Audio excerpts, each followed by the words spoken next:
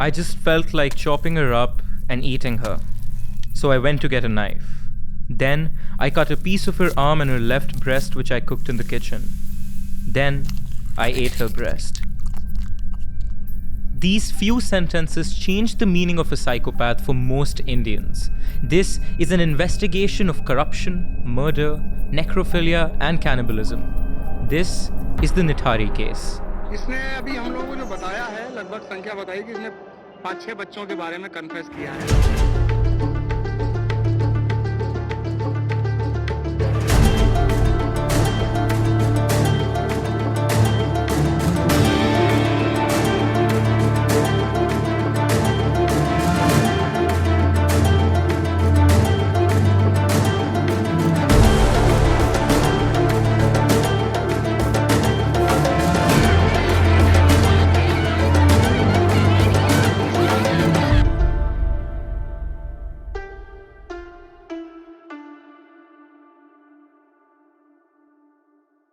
June 20th, 2005, a day that Jabbu Lal would never forget. Working as a dhobi or laundryman on the outskirts of Delhi in a small village called Nithari, Jabbu barely made enough to feed his children. But what he lacked in money, he gained in relationships. Jabbu's family was happy and bustling. But little did he know, his family would soon change forever. It was almost 9 in the morning when Lal's wife Neena asked their 10-year-old daughter Jyoti to take a sari, a traditional Indian dress for women, to the tailor to fix some stitching. Jyoti pounced at the opportunity. Any excuse to leave the house and have some fun outside, she thought. Jyoti grabbed the sari and headed to Sector 31, a posh, gated community where the tailor had their shop. The glitz and glamour of Sector 31 was all too clear. Compared to the slums, garbage dumps, and open sewers of Nithari, Sector 31 had 3-story villas which dotted perfectly paved streets and luxury cars parked in spacious garages. But Sector 31 and Nithari were more than two different areas. They were two separate worlds. On her way into Sector 31, Jyoti saw a perfectly yellow banana lying on the ground. For Jyoti, this was a godsend. She scooped up the banana and ran back to her house to give it to her sister Bharti. Jyoti was ecstatic, screaming, "Look what I found! You can eat half of this banana and I'll save the other half for Ma." They both laughed as Jyoti handed Bharti the banana and left to go back into Sector 31 to get the sari tailored. Bharti didn't know it at the time, but this would be the last time she'd ever see her younger sister. Not soon after, Jabbu and his wife started to worry. Jyoti still hadn't come home. Eventually, their worry grew into fear. It had only been an hour, but they both had a reason to worry. Rumors had been circulating that girls were going missing near Nithari. Acting on his nerves, Jabbu fetched his bicycle, called some friends, and set out on a search for his 10-year-old daughter in Sector 31. Soon to follow was Jyoti's mother. Sweating in the sweltering June sun, Neena darted in and out of stores until she arrived at the tailor's storefront. Although nervous, she felt optimistic the tailor would be able to point her in the direction of her daughter's whereabouts. The tailor had seen Jyoti, but before Neena could take a sigh of relief, the tailor said Jyoti left his shop to find another tailor because his stitching machine was broken. Alarm bells immediately sounded in Neena's head. She too had heard the rumors of missing girls. In fact, at this point, everyone in Nithari had heard the rumors. Tracing Jyoti's path, Neena came across 2 local vendors and asked whether they had seen the 10-year-old daughter. Unfortunately, neither had. In her frenzied search, Neena stopped at a house number D5 in Sector 31, a large 3-story mansion which reigned over her like a castle. She approached the owner of the home, Muninder Singh Pandher, who was standing by the gate, and asked if he'd seen her daughter. Muninder denied it, but Neena insisted. Muninder must have seen something, she thought. But when she pressed him again, he stood his ground, denying any knowledge of the young Jyoti. At this point, Neena was starting to feel a tad suspicious. That's when she noticed another figure, a man, lurking behind Muninder at the gate. He was shorter in stature, almost hidden. His name was Surendra Kohli, and he worked as Muninder's full-time domestic help. Both of the men denied seeing Jyoti. Without any proof to the contrary, Nina decided to leave. Jyoti's parents scrambled for months to get the police's attention. They tried filing a missing persons report, but the police denied it. For 6 months, the couple went to the station begging the police to help find their daughter. Every time they were met with excuses. She ran away. I'm sure she'll come back, they'd say.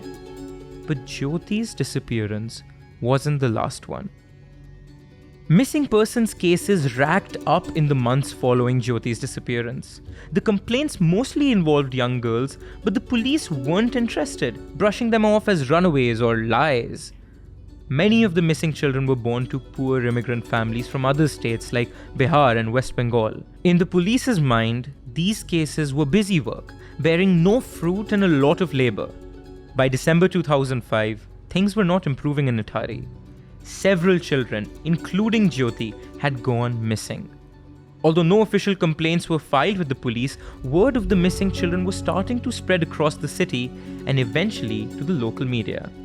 Police had their hands tied and finally started to take some action, questioning people in Nithari and Sector 31 about the missing children. And that's when the police realized something interesting. The missing girls were last seen in the same 100-meter stretch of road before they disappeared. Police immediately started to patrol the stretch. But even with that vigilance, 2 more girls went missing. The 100 meters puzzled the police, so much so they codenamed the area Black Hole because it seemed to suck in children who were never to be found again. So what did the cops think was happening here? Why were these girls disappearing like this? So Aishwarya, the cops still haven't taken this as seriously as they should. Their investigation by this point is more of a performance. They haven't filed FIRs or first incident reports. But to their credit, they explored the obvious angle being gangs kidnapping girls. And do we know, is that what's happening here? So Nithari is a slum area. Girls in this area are susceptible to crimes such as trafficking. If you've seen Slumdog Millionaire, you know all too well about it. So what the cops do is they raid all the brothels, the red light areas, in a 500-kilometer radius of Nithari. And guess what? They were able to rescue 21 girls. And so that means this case is closed. But Aishwarya, what's really strange is that none of the girls found were the ones that were missing from Nithari. During the course of these half-hearted investigations from police, something was discovered that baffled everyone, including the people of Nithari. Next to the 100-meter stretch, aka the Black Hole, was a sewer where local boys would play games. One day, when a group was playing cricket, one of the boys hit the ball into the nearby bushes. When the boys went looking for the ball, they found something they wished they hadn't.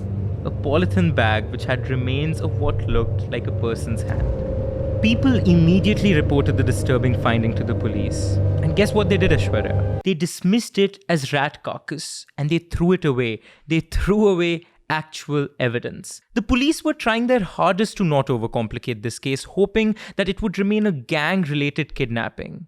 But the remains of a hand found in a polythene bag right near where all the kids went missing was enough evidence to suggest that something way more sinister was happening. Almost a year had gone by since Jyoti went missing, and the police still hadn't found any reliable leads. On top of that, even more children disappeared. 14-year-old Rimpa Haldar, 5-year-old Chhoti Kavita, 9-year-old Rachna Lal, to name just a few. Although the police had no official leads, the people of Nithari had started generating their own suspicions. Number 1 on their list were the inhabitants of house number D5 in Sector 31, 52-year-old Muninder Singh Pandher and his helper, 36-year-old Surendra Kohli. Muninder was a wealthy business owner who jumped between his homes in Chandigarh and Sector 31. Originally from Uttarakhand, Surendra, Muninder's domestic help, travelled to Nithari in the hope of a better life. His wife and 2 children still lived back home. Muninder also had a family, a wife and a son, but it was known that his marital life was unstable.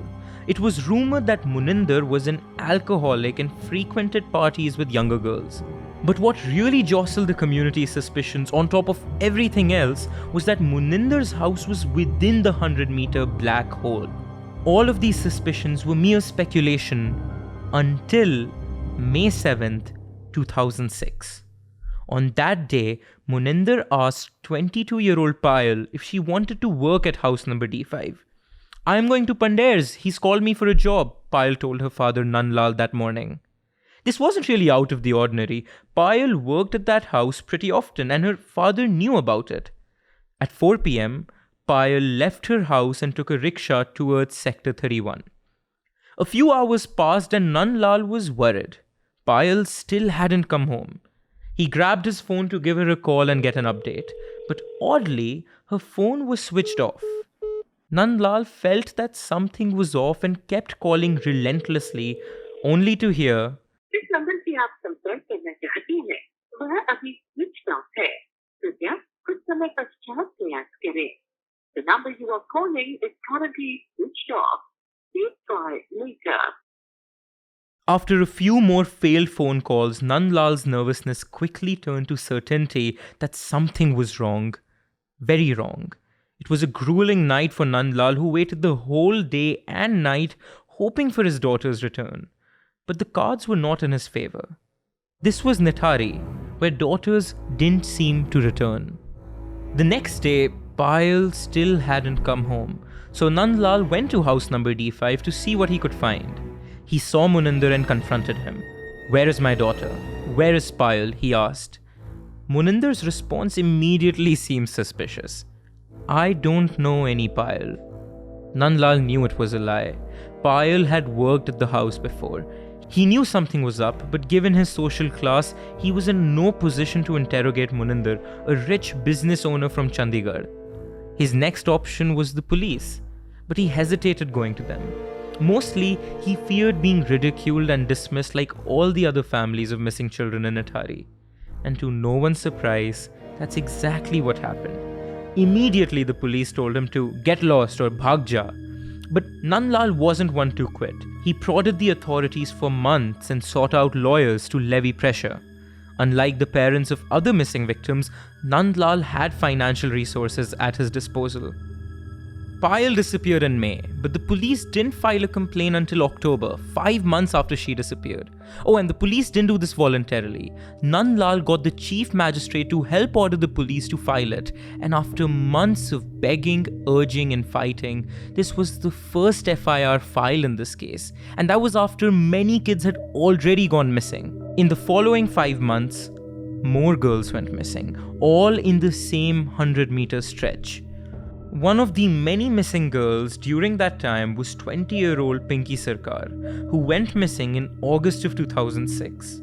When Pinky's parents, Bandana and Jatin Sarkar, went to show a photo of their daughter to the head of Nithari Police, Sub-Inspector Simarjeet Kaur, the officer said, "Your daughter is good looking. She must have run away with someone."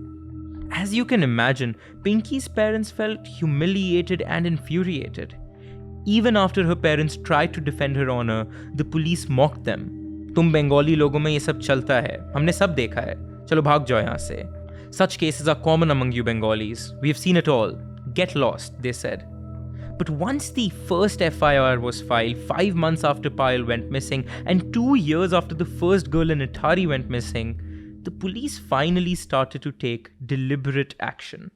It was November 2006 when Payal's case appeared on Officer Vinod Pandey's desk. Officer Pandey was the head of surveillance in Noida, the largest city which encompasses Nithari. While looking through the case, Officer Pandey noticed a possible lead. Payal's father had tried to call his daughter, which meant that there was a cell phone, and perhaps that cell phone could be traced. Officer Pandey sent out memos to all the telecom companies in India, telling them to highlight Payal's Nokia phone and her IMEI number, a unique code given to every cellular device in the world. If it popped up on their systems, they would immediately let him know. On top of tracing Payal's cell phone, Officer Pandey thought Nandlal's interaction with Muninder was very suspicious. When he called him in for an interview, Muninder denied knowing Payal. This was a peculiar denial, but Muninder had an alibi. On the day of Payal's disappearance, Muninder said he was in Chandigarh to attend his father's funeral. Officer Pandey was able to check Muninder's mobile location, and he found out that Muninder was telling the truth. He was, in fact, in Chandigarh on May 7th, and other sources also corroborated the story. But although Muninder's alibi checked out, Officer Pandey still felt uneasy. He kept interrogating Muninder, and it was lucky that he did, because that's when Muninder finally broke. So all of a sudden now Muninder admitted to knowing about the girls going missing? Not exactly. He admitted that he knew Payal because Payal worked at his house. Worked at his house. What exactly does that mean? Payal, you see, was a call girl, and he used to pay her 25,000 rupees to visit him twice a month. So, Officer Pandey knows that Muninder lied, but there was nothing he could do about it. With no evidence tying Muninder to the missing girls, you'd think Officer Pandey had hit a dead end. But then the case had a major breakthrough. Airtel, one of India's largest telecom SIM providers, followed up with Officer Pandey and notified him that Payal's cell phone had pinged on their radar. This was the moment Officer Pandey was looking for. The police rushed to the phone's pinged location. Weaving in and out of traffic to find who they thought would be the perpetrator of these terrible kidnappings, they tracked the phone to a rickshaw rider. The police insisted the rider share the whereabouts of Payal, but he claimed innocence.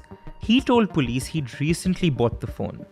In this cascade of events unfolding one after the other, Officer Pandey noticed something pivotal. He realized the phone was ringing. If the phone was ringing, then it had to have a SIM card.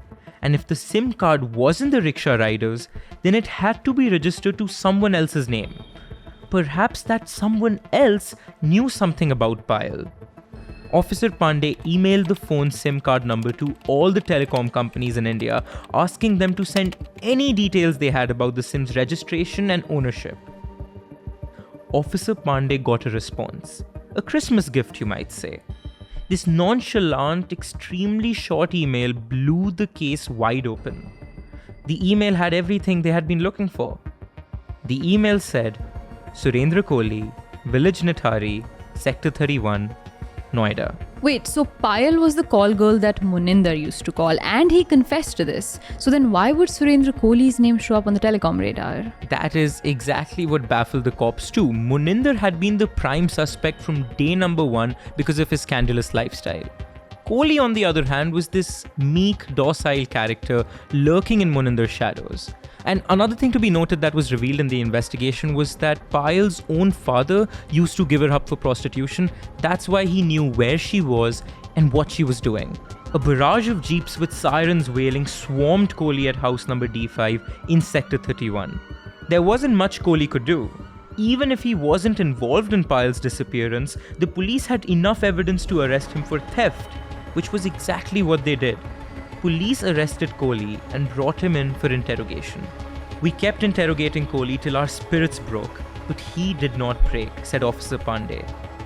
The man, who everybody in the village described as shy, turned completely stoic while under interrogation. It took hours of prodding, scaring, and convincing until Kohli finally gave in. He admitted it. He had murdered Payal and disposed of her body. But the confessions didn't stop there. I'm sorry, but that makes no sense to me. First, he's this shy and puny character. Then he's this brick wall of confidence and mystery. And now all of a sudden, he's an open book. This is a book you wouldn't want to read, Aishwarya. Its contents are all too real and all too gory. In fact, Officer Pandey himself said there was something psychotic about Kohli, something about him that he just couldn't wrap his head around. Now that the police had finally broken Kohli, the story was finally filling out. Kohli said he was the one who called Payal to house number D5 because he was infatuated with her. When Payal went to the house, they both sat in the living room. Kohli said he tried to solicit Payal for sex, but she refused. After facing denial, he decided to take a more aggressive route. While fetching some tea for the pair, Kohli went behind Payal and strangled her with her own scarf. Looking to capitalize on his urges, Kohli then said he had sex with Payal's corpse. But if that wasn't disturbing enough, what about all the other missing girls? If he could do that to a grown woman, what about the children?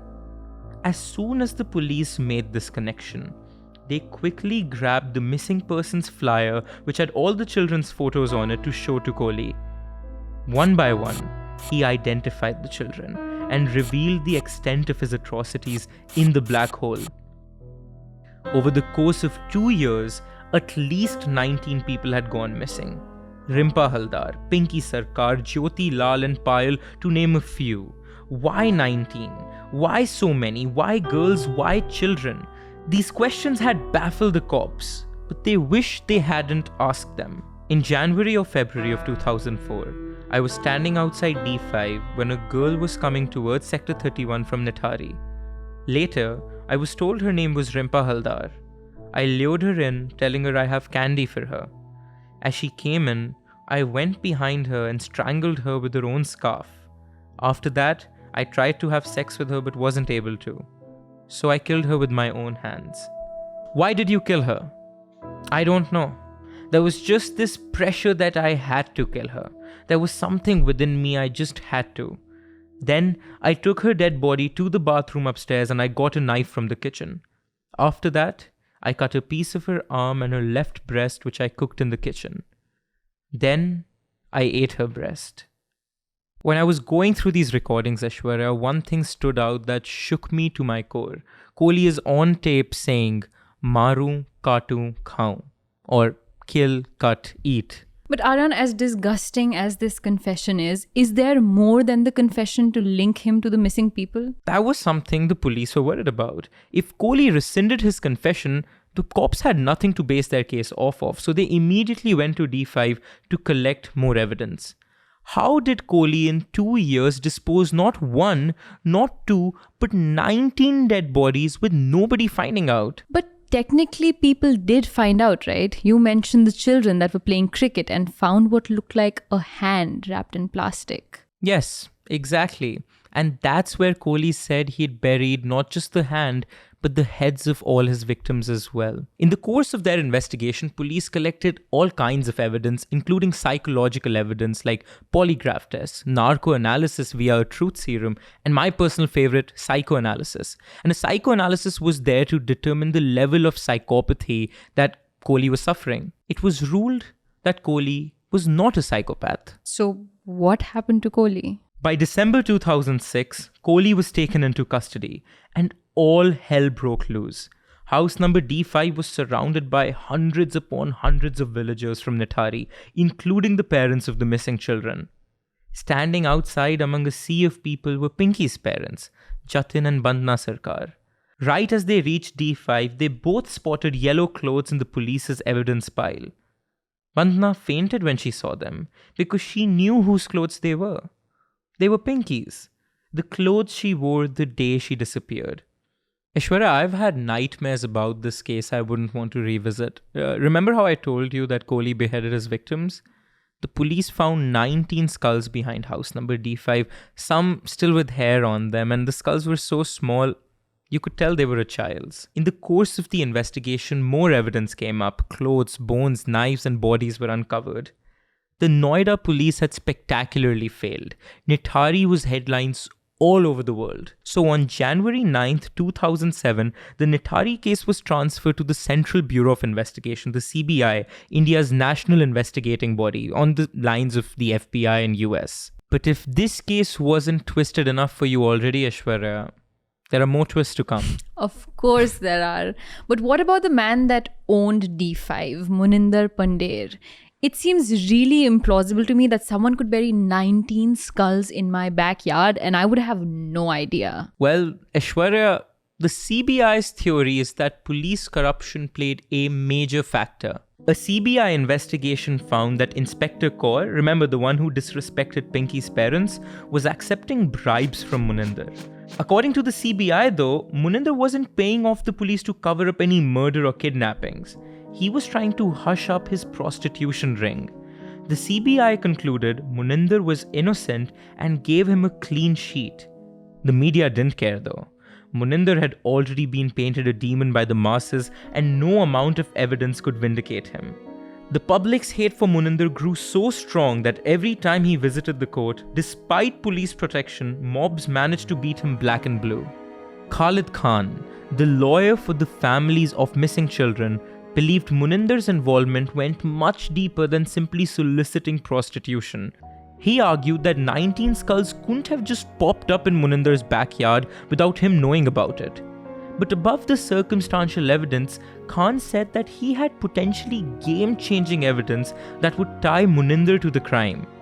On the day of Kohli's arrest, Khan claimed that Muninder had written a confession to the crimes and that he was in possession of it.